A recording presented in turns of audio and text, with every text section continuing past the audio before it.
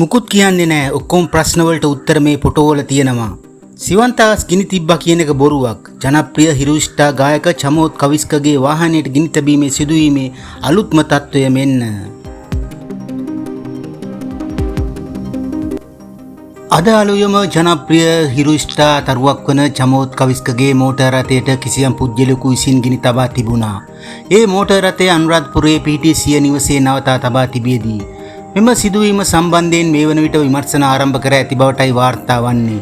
එමෙන්ම චමෝත් කවිස්ක සිය Facebook ගිණුම වෙත නවතම ඡායාරූප කිහිපයක්ද මෙලෙස එක් කර තිබුණා. ඔහු එම ඡායාරූප සමාජ මාධ්‍ය ගිණුමට එක් කරමින් පවසන්නේ මම මුකුත් කියන්නේ නැහැ. ඔක්කොම ප්‍රශ්න වලට උත්තර මේ ෆොටෝ වල ඇති යනුවෙන්. එසේම මේ වන විට සමාජ මාධ්‍ය තුල ඔහු සමග තරඟයට සිටි සිවන්ත ආස් විසින් ඔහුගේ මෝටර් රථය ගිනි තබා ඇති බව ප්‍රචාරණය වනවා.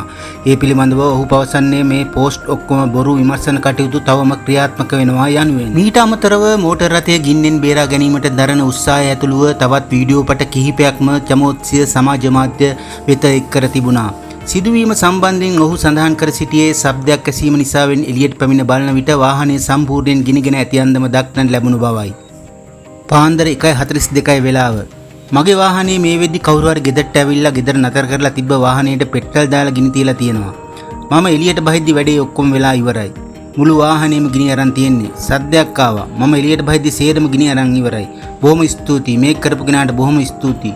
යනුවෙන් ඔහු පවසා තිබුණා.